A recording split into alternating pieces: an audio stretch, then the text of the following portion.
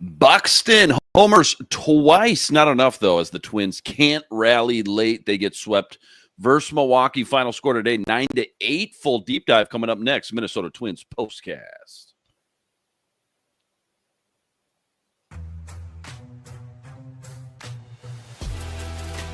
This is the Twins postcast.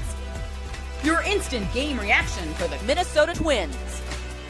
Part of the Locked On Podcast Network. Your team every day. What's going on? Back in the lab, back at it. Another Minnesota Twins postcast right here on the Locked On Sports Minnesota Network. Your team every day. Luke Inman at Luke_Spinman. That's my main man, Theo Tollefson at Theodore Tollef1. Twins expert over at Zone Coverage MN. Theo, this team's lost 8 of their last 9. You've given up 35 runs in this 3-game series. I mean, that alone is kind of mind-boggling. 12, almost 12 runs per game, 3 games in a row. But, a loss is a loss either way. But you and I were just chatting right before the show. I guess I'd rather lose 9-8 and get some entertainment out of my day than what we got the first 2 games when the bats just looked fried and kind of dried out in the heat, so to speak, right? I don't know. Just trying to find a positive here. Help me out. I mean, sure, you'd rather have that, but getting swept, your 4th sweep of the year in a series, you definitely should have at least avoided that in. And I feel like each of their sweeps this year are series they could have won at least 1 game, if not 2. And now they are here. They're 37-40. I mean, it's not out of reach yet, but it is looking dismal. Thankfully, Byron Buxton is picking things up. Brooks Lee turned things around, had a 4-hit day, but the pitching is just completely falling apart since Pablo Lopez got put on the shelf. And you also lost Zebby Matthews in there, and everything's just on the brink. So it's very hard to try to find those positive spins for this team right now. Yeah, well said. Lots to get into. What went wrong and when it went wrong. Biggest turning points in today's game. Plus, like you mentioned, this season, we've just all kind of been waiting for Byron Buxton. But first, quick reminder, today's episode brought to us by Game Time. Game Time, download that Game Time app, create an account, use code LOCKEDONMLB for $20 off your first purchase. A quick little recap if you missed it. Twins Brew Crew, right? Border battle, game 3, trying to avoid the sweep. Looked atrocious the first 2 games. You got David Festa back on the mound. Another rough go at it, man. 4 2/3, 12 hits, allowed 8, just 3 Ks on the day. That puts the Twins in a big hole. Down 9-3, 6th inning. Twins started chipping away a little bit, right? Buxton hits his 2nd homer. That makes it 9-4. Twins score 2 more in both the 8th and the 9th. They get all the way back within 1. Bottom 9, your last chance. Bader doubles. Buxton then gets intentionally walked. So you got 2 on, 1 out. And then Matt Wallner pop up to first. Trevor Larnach, your last chance. He strikes out swinging. So 9-8, that's your final. 37-40 now on the year. Biggest takeaways, kind of top it. What stuck out, I guess, the most today?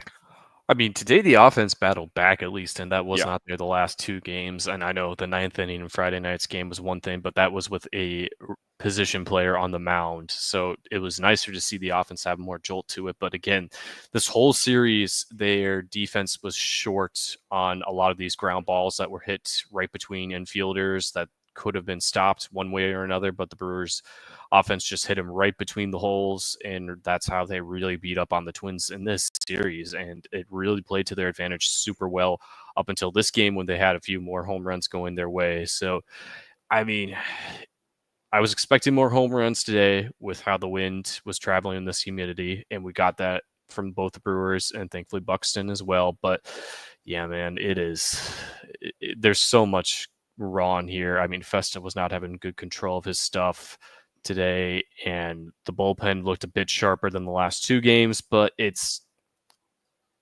bad. It's tough too when bullpen comes in, you're down 9-3. I mean, that just seems to be the situation and issue more times than not. We've just all been banging the table. Unless it's your Bailey Ober or Joe Ryan, like we need these guys to just give us 5 strong, right? And that just hasn't been the case the last couple weeks. Let's go to our biggest turning point in this. Time to reveal where the game was won or lost. It's the turning point. All right, give me your biggest turning point. You got to pick one, right? Couple options to choose from, I kind of feel like. But when was the kind of pivotal turning point, though, from your lens today? Those last 2 at-bats from Wallner and Larnach could have been a lot better. Pop out and then just looking at strike three. And this is a guy they are not unfamiliar with Trevor McGill. He was in their own bullpen not too long ago. And he was not as good with the Twins as he has been with Milwaukee, but this is a guy they should know what he has and be a little more familiar compared to others. And they just did not show up. So it's easy to say it was won or lost in the last at bat, but that's truly the case here. How ironic. The one time we get Byron Buxton looks like he's just truly healthy. Obviously had that, injury scare when he collided with Correa about a month and a half ago, but truly looks 100% at this point, more or less, putting up career numbers, but yet the Twins are just an absolute dumpster fire right now. They're just a mess. But kind of put into the words best you can what he's doing at the plate as of late, because it's been truly one of the very few highlights to sit down and watch if you're a Twins fan. No, it's been phenomenal. I mean, most of what he's been doing, especially since he came off the concussion IL, where there was a little concern if, some of what would happen before with him and his injury history of things, taking their time for him to ramp back up and really jolt himself into this lineup. But that hasn't been the case. He got 7 home runs and 20 RBIs since he came back from the IL, including the 2 home runs he had today. So this is fantastic. It's a shame no one else is hitting around him, and when they are, it's too little too late, as it was in today's case. So I don't know what needs to happen. I don't want to see this season wasted with Byron Buxton, and obviously he's not going anywhere. So what they need to do, especially right now, is kind of take a lead from what the San Francisco Giants did. Obviously they're not going to pull in a big contract like the Giants did with Rafael Devers a week ago, but get a jump start early before this really gets away from you. Go get an extra bat that might help out, balance this lineup out, because they absolutely need it. Is there anybody in particular you're thinking about just in the back of your mind? I know there's a ton of options. I know, like you mentioned a few shows ago, so far away from the deadline, tough to even go down that road, but give me a name or two if you got one. Well, I think they both the Twins got swept twice since the last time I was on the show with you. So that's why I'm like, okay, there's more urgency to be saying this stuff on June 22nd. The number one bat that comes to mind is Ryan O'Hearn with the Baltimore Orioles. He's left-handed, but he can be a platoon guy between first base and the corner outfield spots, hitting over 300. Honestly, would probably be the only all-star for the Orioles right now. But in the Orioles, what they need the most is pitching depth in their minor league system. And the Twins have enough of that right now. They don't have it as widespread as they did coming into the season, with a lot more injuries going on all around from the top to the bottom of this organization, but they still have a couple guys that might be able to entice getting O'Hearn on a rental deal, because he's going to be a free agent at the end of the season. So, might as well just get him for the next 81 games that they'll have coming up here and put him into this lineup and hope that he can be someone that can turn these things around for them. Yeah, I like it. Make a move, right? Get the fans excited a little bit. Show them that you care a little bit. Aaron Gleeman tweet today, by the way, after Buxton's multi-homer game. Most multi-homer games in Minnesota Twins history. I don't know. Did you already see it? Am I spoiling this? No, you're not. I want you to take a stab. Most multi-homer games in Minnesota Twins history. Buxton now ranks 5th. In no particular order can you rank the 4 guys ahead of him.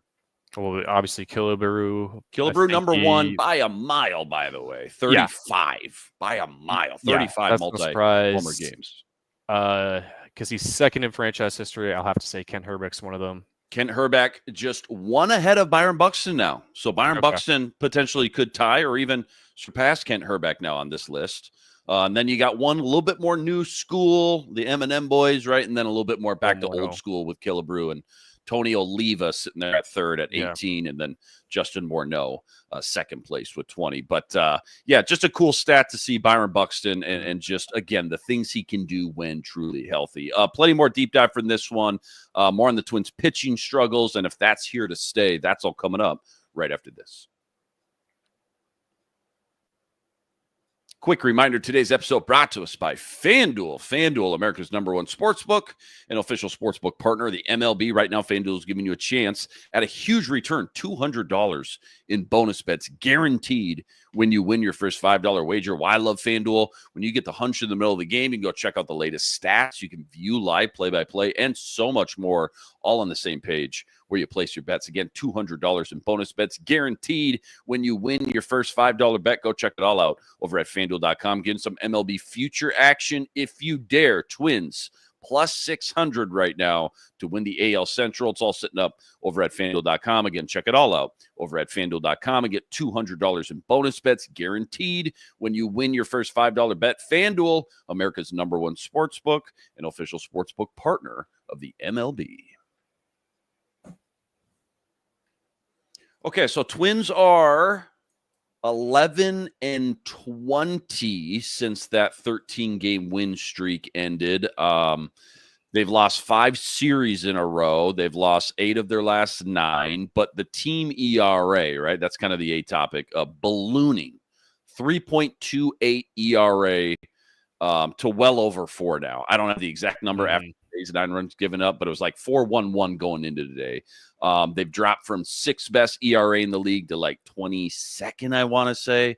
And that alone, by the way, almost feels impossible to do, but 127 runs in 139 innings, that'll do that, I suppose. So is this real, though, or is it a mirage? Like, is this what we should just buckle in and just kind of lower the bar, lower our expectations, I guess, until Pablo does, or maybe, never comes back at this point this year? That remains to be seen. But even without their ace, I guess, is what I'm asking, Theo. Is this just a bad, fluky funk they're in right now, or do you have some faith in the back of your mind things will turn around?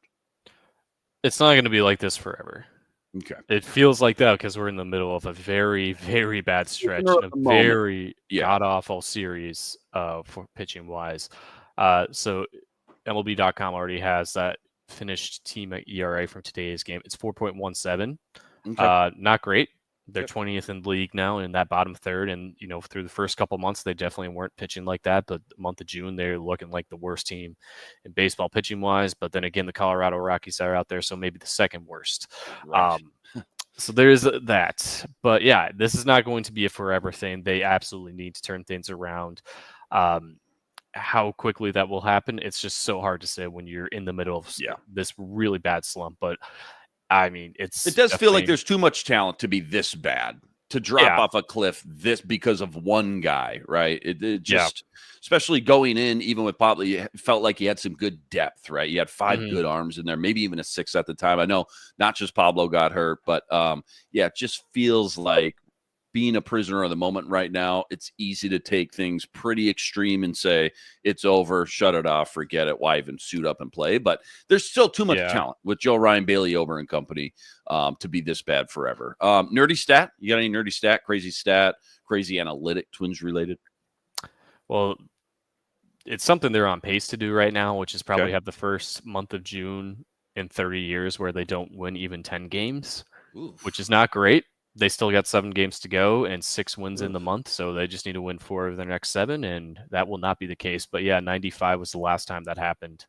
I think was it? They went 9-17 in June in 1995. So as long as they don't, lose more than 3 games, then we can avoid that. But all right, let's try to avoid that. Yeah, let's try to avoid that. Don't go anywhere. Preview of the Seattle Mariners series on deck tomorrow. That's all coming up right after this. Quick reminder, today's episode also brought to us by Prize Picks. Prize Picks, America's #1 fantasy sports app with more than 10 million members to date. For me and my money, it's just by far the easiest, most exciting way to get in on all the action while you watch your favorite sports and you watch your favorite players. So simple, too. All you got to do, you pick more or less, 2 or more player stats. You watch the winnings roll in. Could be strikeouts, home runs, RBI, stolen bases, you name it, they got it. Take your pick on more or less. Add them to your Prize Picks entry today. Plus, they now offer Apple Pay. Quick and easy deposits into your account all season long. Download the Prize Picks app. Use code LOCKEDONMLB for $50 instantly with any $5 wager. All right, staying at home. 3 more with Seattle tomorrow. No days off. First pitch, 6:40 tomorrow. Bailey Ober back on the mound. A quick little scouting report, 30-second scouting report on Seattle, what we need to know. And then what's the missing link right now for the Twins to start stringing some games together again and put a stop to all this madness? Well, Seattle is also in a bit of a slump like the Twins, where they had a very competitive series, a lot of high-scoring runs against the Cubs at Wrigley. So they're probably looking at their schedule going, what a perfect slump buster. We got the Minnesota Twins coming up. Yeah. So they'll have Brian Wu on the mound tomorrow, and Wu was the starter for the Mariners and the Twins' big comeback win that they had in extra innings and won 12-6 on that Friday in that 3-game series they had in Seattle. He was dominant in his last start against the Red Sox earlier this week, but before that he was struggling, and so you got to hope that you're going to get the struggling side of Brian Wu tomorrow night for the offense, especially because, I mean, that's really where we got to focus it in on with the Twins right now is just this how bad this offense has been. And the Mariners have the best power hitter in baseball all of right now, Cal Raleigh. I mean, that dude's definitely putting himself in front of Aaron Judge for MVP talk, and he's an easy slam dunk for the All-Star game. It's unbelievable what he's doing, and he's probably going to be the first catcher ever with a 50 home run season. So, dude, well, we saw it firsthand. What was that? 3 weeks ago, 4 weeks ago? Yeah, firsthand. The dude's an absolute monster, man. So gotta for sure keep him in the back of your mind, no doubt about it. Buck Truck hits 2 home runs today. Not enough. Twins get swept. They've now lost 8 of their last 9. 9-8. That's your final close one. 37-40 on the year now, 3 games below 500. Huge shout out, though, to all you guys, all the everydayers out there that always make us your first listen. All you guys coming in the chat with us from game to game. Make sure you like and subscribe. Go check out all Theo's work, by the way, on X at Theodore Tollefson, plus all the work he's always putting up over at zonecoveragemn.com as well. Luke Inman on X at Luke_Spinman. Seattle at home tomorrow. Game 1, 6:40 first pitch. Bailey Ober back on the mound. Catch you right here. Same time, same place. Until then, signing off.